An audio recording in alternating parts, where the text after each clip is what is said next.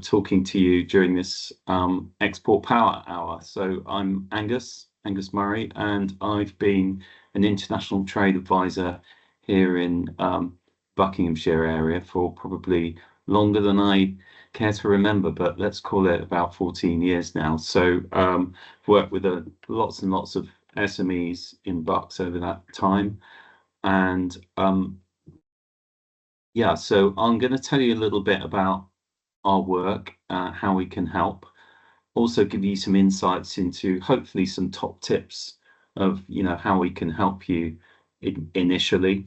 So we're here to support companies that want to grow their sales through export, and occasionally that can involve importing products as well, but provided there's an export eventually at the end for the UK, for a UK company, then we're in it to support. And our advice is free and impartial as well. So we don't have commercial drivers to bring in third parties that are going to charge you. So just picking up from what Jane said, if you have any questions, I may not spot them just because of my slide view on my screen. So if I don't, we'll have plenty of time at the end for questions.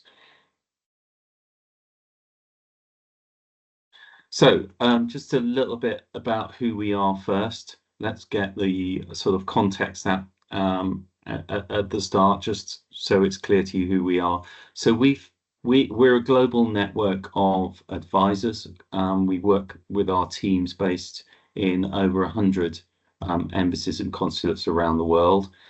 And we have a network here of around 100 or so advisors like myself who work with companies in the local area. We are sector focused as well. So what I will say is if you do have a query which I don't deal with personally, I'll make sure that you're routed to the right advisor to help you. So I will, but I'm very happy to be your kind of initial entry point into our world. So Angus, just a question from someone here this morning is that, are you happy for the slides to be shared?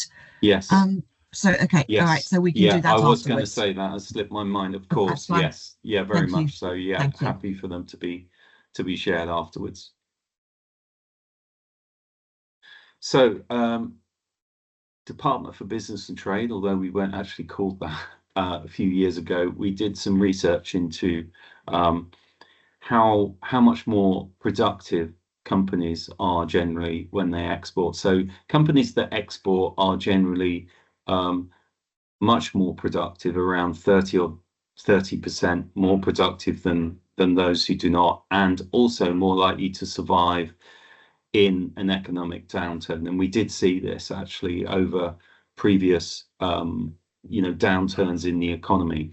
The other benefits to exporting is that it can extend a product shelf life considerably. So if you have a product or service which is, let's say it's a sector that's fairly crowded, or it's a product category that's fairly crowded here in the UK, we can often find markets where it's a lot more in its nascent stage, and there's a lot more potential for the product in that market.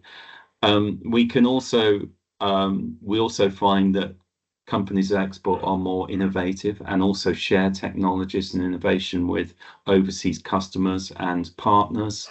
And also it can help you spread your commercial risk. So clearly, if you've got a group of customers, here in the UK, which let's say is slowing down, you can look at more growth markets to help to spread that commercial risk, and indeed that seasonality, because obviously the southern and northern hemisphere can work in terms of leveling that out as well. This I always like to show, being a bit of a data geek like myself, I like to show a quick map. So this is what they call an IMF data mapper, and it shows expected growth between 2025 and 2029. And probably unsurprisingly, you can see that a lot of the growth and the engine of the global growth is going to come from emerging markets, Asia Pacific, Africa, Latin America, and so on. So it's probably not going to be entirely surprising, but built into this, of course, when we look at helping companies with market selection and prioritization, which I'll come on to a little bit later, we can look at a sort of an axis of, on one hand, where are the opportunities, where are the growth areas, but at the same time, what are the barriers to entry into those markets? So, for example, we might see huge growth in somewhere like India, but the barriers to exporting a product might be higher. So they need to be counterbalanced, and we can help with that. So typical barriers that we see from companies on when they're coming to look at exporting are the kind of things around legal issues, and that includes IP and trademarking. We have lots of, obviously we're not lawyers, but we have links with partners who can help around legal issues, also getting paid as well. So our sister organization is UK Export Finance, which you may have heard of, and we have a lot of services available through UK Export Finance to help with cash flow and financing export deals. So again, I'm happy to be a conduit for you into that. Probably the biggest one that companies come to us for are help in finding customers and partners, whether they be end customers, distributors, agents, and so on. And we can do that through our global network. As you'd expect, there's a bit of a process involved, but we can talk to us and we can help to define exactly what kind of partner you're looking for and look at that. Logistics is another major issue, particularly, you probably won't be surprised, but post-Brexit, with servicing EU markets, but it's not exclusively the EU. There are logistics challenges elsewhere. So we look at that. We look at costs, and we can help companies with export pricing, costs in terms of UK costs, but also potential margins that there are going to be in the supply chain for you. And currently, as we look at the sort of global headwinds that we see from potentially the US and tariffs, we can help to sort of work through that and just kind of allow you to understand the costs involved, and communications as well. We do have a service that we can offer, which I'll come to a little bit later, that help you to communicate better with customers, align your website with overseas markets, and access marketplaces and overseas platforms. So just a little bit across some of the areas of our support. So I mentioned the international trade advisors like myself. So there's a network of us. As I've said, it's impartial and free advice, which is bespoke for companies. So we'll always put you in touch with the right person. We have live export opportunities that are put through our global network that come into us, so we can capture those and we can try and match it to the right UK business. We have a whole series of masterclasses and workshops along with our colleagues at the UK Export Academy, and I will have a link on the slides that you'll see later, and discussion around market entry options, market research, and things like that. And yeah, you probably heard of trade missions, which we still continue to run along with showcases and meet the buyer sessions for UK companies, whether they be in the UK or overseas. With the digital and comms review I mentioned, that could be a website review, it could be a review of your SEO and digital proposition. So these are all services that we offer in-house at DBT.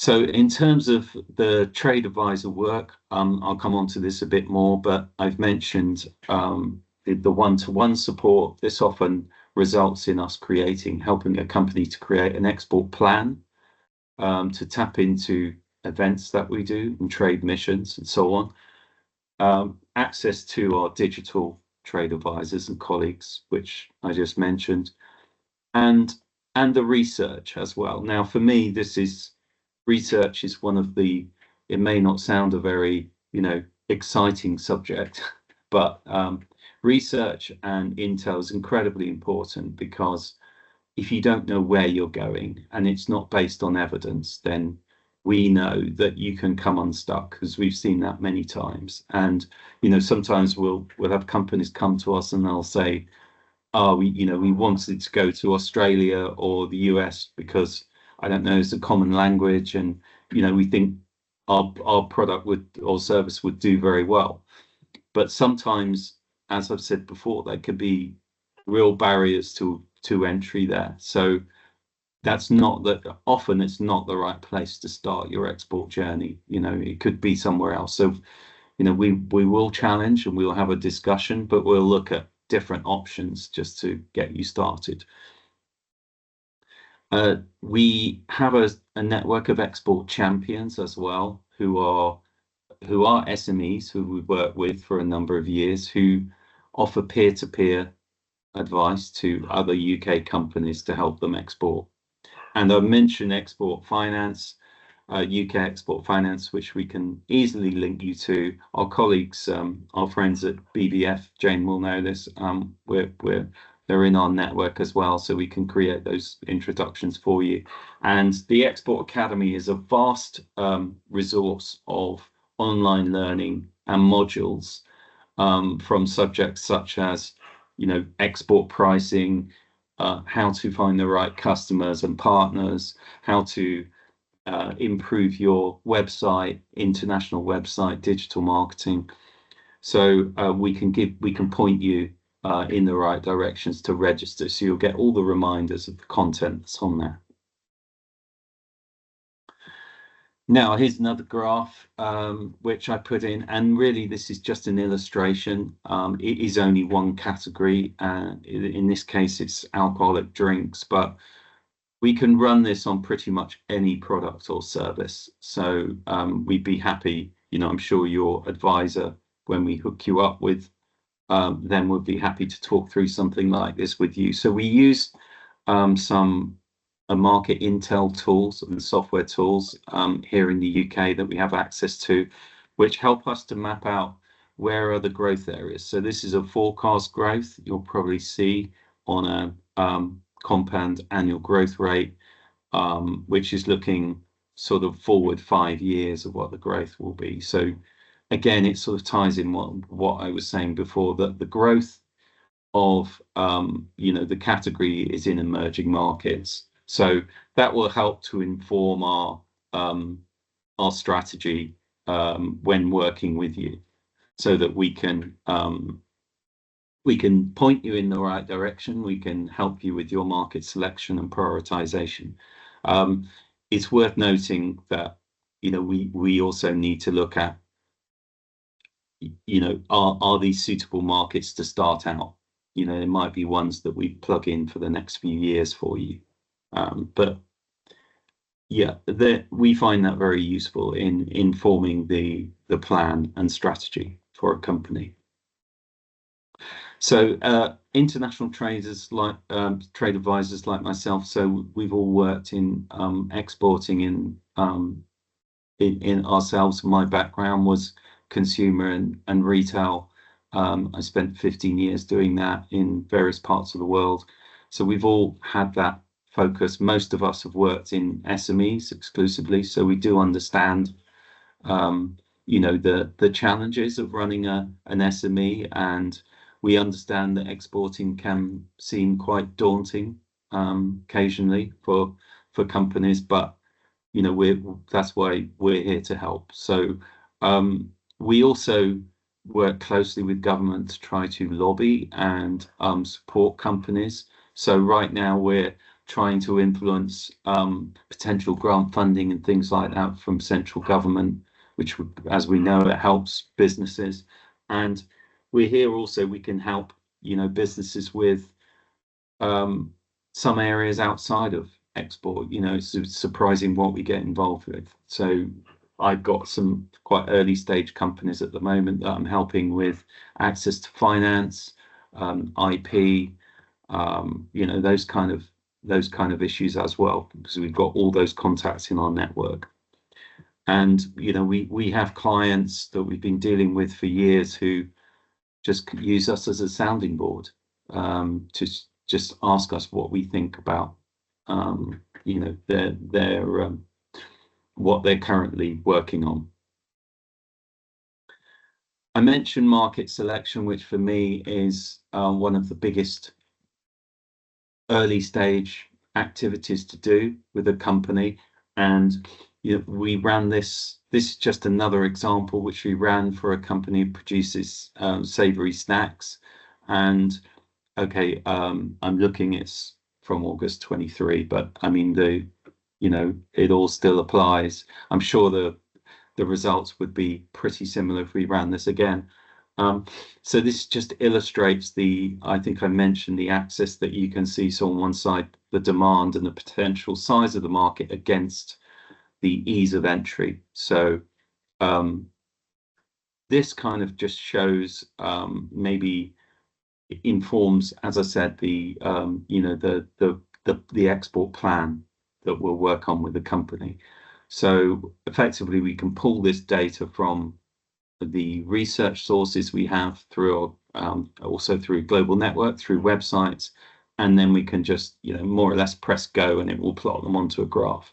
So this is again a free service that we can offer to companies to work out where they should be looking for their particular product or service, and it's completely bespoke to that business. I would urge you all to, if you've not already done it, to look at the website great.gov.uk, and there's a wealth of information on there. Again, obviously you'll be getting these slides following this call, but as well as access to register for support, you can also get access to country guides, market guides. In this case, India. You just click on the link, and there's downloadable content and links that you can click through, covering various sectors, as well as general sort of economic overview and information on IP, logistics, and all that kind of information, as well as links to, I should say, also links to tariffs. So if you have a particular product and you're not sure what the tariff code is, we can signpost you to make sure that you get that right. I mentioned the UK Export Academy, which I forget the stat on how many companies are registered, but it's really been a success over the last few years. And there are, as I said, there are a whole load of wealth of introductory sessions, as well as very specific workshops that are on there, and they are very much aimed at SMEs, run by experts in those particular fields. So you can go through the modules and continue through and sort of graduate at the end if you want to do that, or you can just dip in and out. So there are, as it says there, foundation courses, master classes, and opportunities. So you can opt to join as many or as few as is suitable in how much time you've got. And they're all recorded as well. So historical workshops will be able to be accessed once you're registered on the platform. So I mentioned UK Export Finance, which we work hand in hand with them to help to finance international deals and contracts. And the adage that they use is that no viable UK export should fail for lack of finance or insurance. So they're working hand in hand with your bank initially to talk to your banking manager about your current state of your business and where you are. Also, any potential buyer or buyer risks, in the deal, so that they can help to support the bank. And the idea is that they're there to support the bank, so they will, in many cases, underwrite, guarantee a transaction so that your bank will support you. There are also facilities that you can which you can take advantage of, such as export working capital, which is a fund which you can access and draw down whenever you want. Quite useful if you're looking to go into quite complex markets. But anyway, I just wanted to give you a flavour, because it's quite a complicated area and we could spend a long time on this, but the best people to speak to are the export finance managers at UK Export Finance. And there's one for the Buckinghamshire area who, as I mentioned, Jane and I know quite well. So we would just link you to them to discuss that further if that's of interest. So just looking at the clock, I'm in about half an hour. So I just wanted to put my details up there. So this is me. There's a link there also to grade.gov.uk and an overview of the guidance and support from the International Trade Advisor team that I work in, as well as my contact details, and all these slides will be shared. I'm very, very happy to answer any question that you have, either today or in the coming days and weeks. We are all based locally, and be very happy to set up a face-to-face meeting as well. So hopefully that's given you a flavour for what we do, where we help. There we have lots of case studies as well in the area that I'm sure would be happy to vouch for support we provided. And I guess my parting message would be that exporting, particularly if you're new to it, can seem quite daunting, but there really is a lot of support out there to help you and give you confidence along the way. And we've all got experience of doing it. There's peer-to-peer learning from other companies, so as well as our global network. So we'd hopefully be in good hands with us. We're here to support you through the process. So if you're tempted to start exporting, please do. It's a wonderful world out there of opportunity, and international buyers really value British products and services. They see them as high value and high quality. So we'd encourage you to take a plunge. So those are my bits. I'm now going to stop sharing and then pass the baton over to you, Jane. Okay, that's lovely. Angus, thank you very much for letting us into some of the world of exporting. Has anybody got any questions directly for Angus at the moment? As we're relatively a small group, it's your opportunity to have some time now with Angus, if you don't mind sharing with everyone. I had a question, if it's okay. Yes, do so. Yeah, please. So in terms of because basically we're sort of exploring exporting, particularly looking at potentially the EU, but we've been slightly trying to get our heads around the general product safety regulation and its various requirements. What's the best way of approaching yourselves for advice, not just about that, but generally in relation to exporting? Is it worth us doing some of the work in terms of thinking about it, and maybe perhaps looking at the Export Academy, which I've joined, but there's so much there, you'd almost don't know where to start. And I did speak to a colleague of yours a few weeks ago, and that they said, look, how do you access something if you don't export, particularly at the moment? I don't want to do a sort of 20-hour module. So the question I suppose I've got is, how much work should we do before we actually reach out to you? Or is it worth me getting in contact with yourself or a colleague to say, right, this is what we're thinking about at a very high level, and then you saying perhaps we'll go away and then do this kind of work, and then we can look at export plans and everything else. It's what's the best way of approaching it? It's a good question. Thank you for that. I think it can depend, but I would probably suggest the latter that you just said there.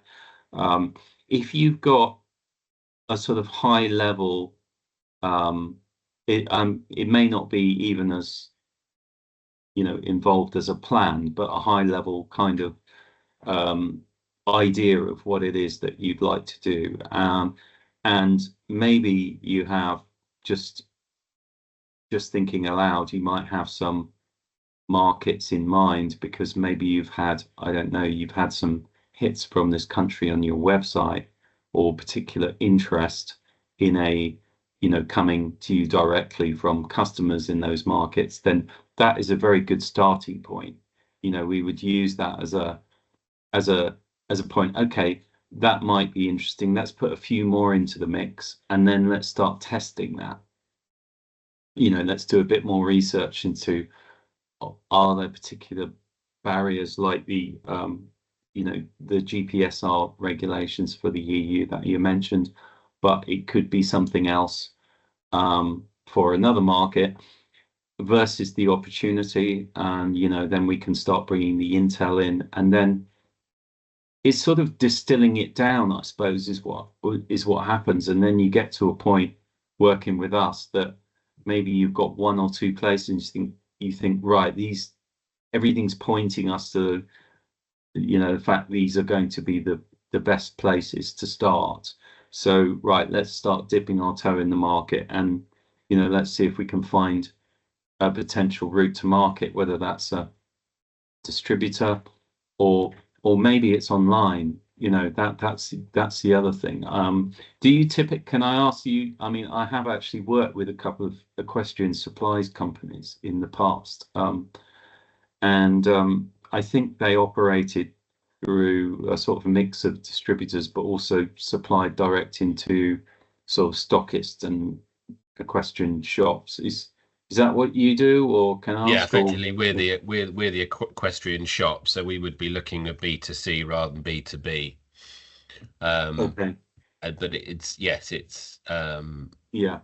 looking at sort of the best way that we sort of we do a little bit, but whether we can then increase it, and actually what would be the best way of approaching it, because some respects you've got the whole world, but where do you actually start properly and sort of focusing your time and your efforts, and and also marking what a success is in terms of, well, actually, not giving up too early because you haven't had quite the sales that you were anticipating. Yes. Yeah, and also I appreciate, it's managing your cost as well, because we all know that, global trade shows are very expensive, and I often get asked the question, should I be going to this show or that show?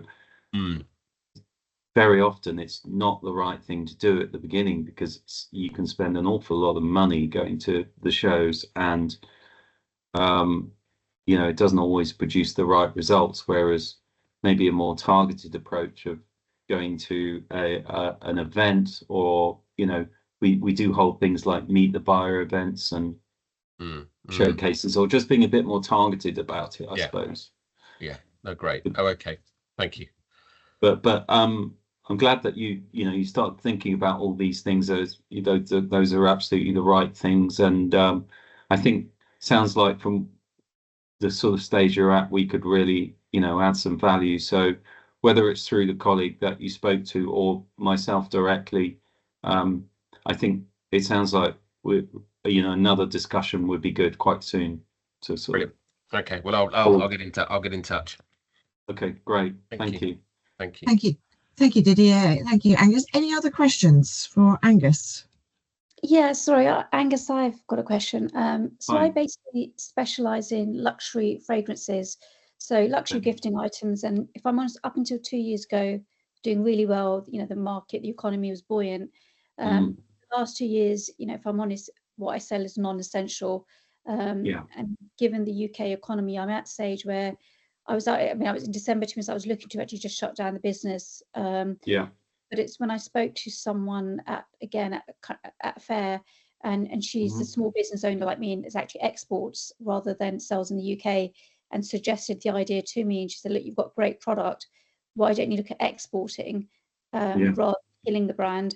So I suppose the question was, is there like a minimum size of team you have to be? Because I'm a one-man band.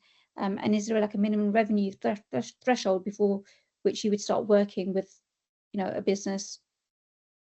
Thanks for the question. I mean, by the way, I would say the person that you spoke to, the other small business owner, is, absolutely right that there's a world of, opportunity out there for luxury products. And actually, I've seen quite a lot of intel in luxury good fragrances and things like that, where the growth of the biggest growth is actually in the premium slice at the top. So, would indicate that, export should be right for you.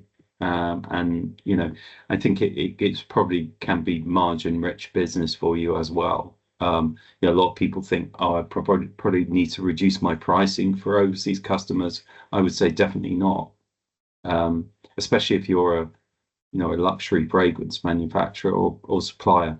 In answer to your question about the size, so it really depends. I mean, in terms of accessing DBT support generally, no, there isn't really a minimum size. We don't work with pre-startups, generally speaking, but provided you're trading, then we would be able to support you. The question is, how big would you need to be in order to start working with an advisor and really trying to scale up? Because one of the things that we find is that, especially if you're looking at retailers and things, they often like to have a bit of a reference point in the market, so they can say, in the UK market, so that they can understand. Okay, they'll ask us, oh, this is interesting, I like this brand, but where are they currently selling in the UK? So they'd like to have some, reference points. So we'd like to see a bit of trading history. But So what I was going to say is that obviously I have a website, but I have been doing pop-ups in Harvey Nichols and John Lewis, and when I've got lots of customer feedback, so I know, if I want to start sounding arrogant, I know I've got really good product, and people buy into the brand values and what it's about. I just think at the moment people, and I feel bad because they say to me, we love your stuff, we just can't afford it, is they just don't have the money. Whereas I have clients in the UAE and Saudi who buy from me when they come to the UK.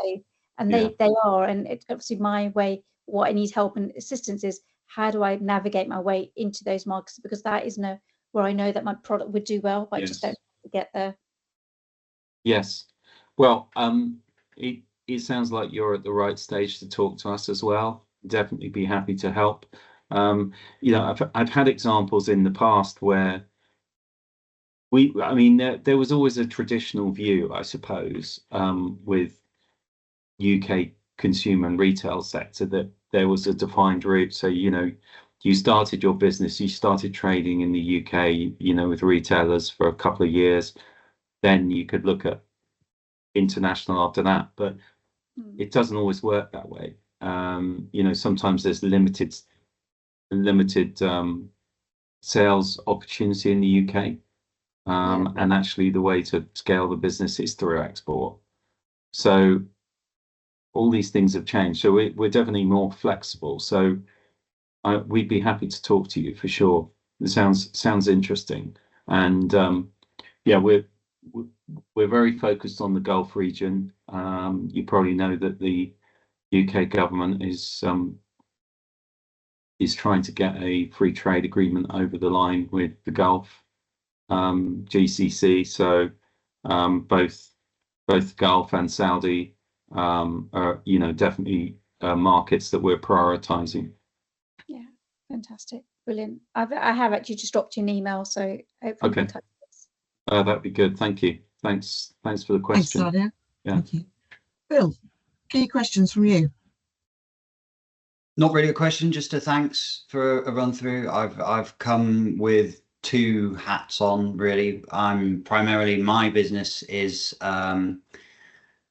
just to keep things brief, fractional CFO or portfolio FD type business. So I'm working with SMEs and supporting them. So was keen to come in here, just sort of the range of support from the organization. But my I'm also director on my wife's company, which is recently formed English wine company. So particularly excited to see your little map on alcohol growth trends pop up on the slides there. I wonder if you can drill down to the next product layer. Yes, yeah, you can. Yeah, you definitely can. And funny enough, glad you mentioned wine, because I'm actually involved with Wine GB and English sparkling wine producers in Sussex and Kent. I know that's not Buck, so I'll probably be shot for saying that, but We'll let you off. But yeah, we've done some intel for Wine GB about sparkling wines, and you can definitely drill down to that granular level. Yes. Fantastic. Yes, I'm aware of the Wine GB Export Committee, Chris Unger and I know Chris. Other chaps like that. So yes, but that's me attending those events with two hats on again. So yes, yeah, absolutely. Well, might be worth us again catching up after this as well. See how we can help, you know, on the wine business for you as well. Thank you for the insights there. Thank you. Thank you very much. I'm aware that the questions have been quite focused around, you know, kind of consumer products as well. So if anybody, you know, please don't think that that's all we do. It's just how the questions are. So I know that we have a, you know, an automation company. Yeah, I think unfortunately, I think Sarah's obviously looks like has dropped off the call. So okay. Yeah, but I'll be in contact with her anyway on that one, Angus. So that's good. I'm here. Oh, you are, Sarah. Yeah. Right, the other Just Sarah, sitting quietly in the background. Sadia, you had another question. Yeah, sorry. So a bit like, I mean, I have two hats. I mean, I have two businesses, and if I'm honest, my fragrance business is actually my COVID baby. So the other business I have is my travel business, which is Experience Pakistan. I saw that. Yeah. Is that a sector that you help with as well then? So not so much in terms of probably so we help with what they call, I think they call it the experience economy now. We help in terms of you know, attracting investment into the UK for UK experience economy, not so much for you know, overseas markets. But then it'll be interesting to maybe explore that with you, because obviously if the revenue is coming back into the UK, then you know, that might be something we can help with. Okay. Yeah, no, in this case actually all the revenue predominantly goes to Pakistan, so it's just promoting holiday. So then probably not so much, I would think. I mean, we could perhaps help you with links to colleagues in the, you know, embassies and consulates who work on the commercial sections there in Pakistan who potentially help you. Be happy to do that. Okay, brilliant. Thank you. Thank you. Thank you. Any final questions for Angus? I'd be happy, as I say, to take any. I haven't actually been watching the chat, Jane, but if there's, think there's anything in there at the moment. If there are any questions, I mean, my contact details are here and also on the slides that you'll receive as well. So if you want to prefer to take something offline, then you know, very happy to do that. Brilliant, thank you very much. And you know, for those of you who are still with us, just wanted to remind you there that we do have some other events that you might find of interest. On the 18th of March, we've got another power hour coming up on raising finance, or better still, probably understanding what finances are available to you in the market. And then continuing that theme on finance, on the 20th of March, we also have an event in person at Adams Park, High Wycombe, specifically on that focus on funding for innovation. So that's all about Innovate UK funding, helping you to understand about how to complete grant applications to R&D tax credits and things like that. And equally, it's that time of the year again. Our Buckinghamshire Business Awards workshop is starting again on the 25th of March for our own Buckinghamshire Business Awards. Will be open to entry from the end of March, which will obviously be an exciting time as we lead up then to September in the actual awards event. So if anybody has any things about your own business that you would like to tell the government about, how support and productivity and growth, you just want to scan that QR code. It takes you to a relatively easy form where actually the government is saying, no, we want to hear from SMEs about all the various aspects of business and what barriers are and how we can help and things like that. So that is a form directly from the government, and encouraging small business owners to actually complete and fill in on that. So lots of things for you to consider on that one. But otherwise, we're here to help and support you as always. So I would just like to wrap up and say very much thank you, Angus, for leading us through the Export Power Hour this morning. Really helpful and really productive session. Hopefully there are a few of you here then this morning to be able to say, okay, we'll catch up with you and actually have some productive conversations from here. So thanks very much, Didier, Phil and Sadia. Thank you for staying with us. Angus, once again, thank you very much. And you're welcome. I'm sure hopefully those will be some fruitful conversations both ways.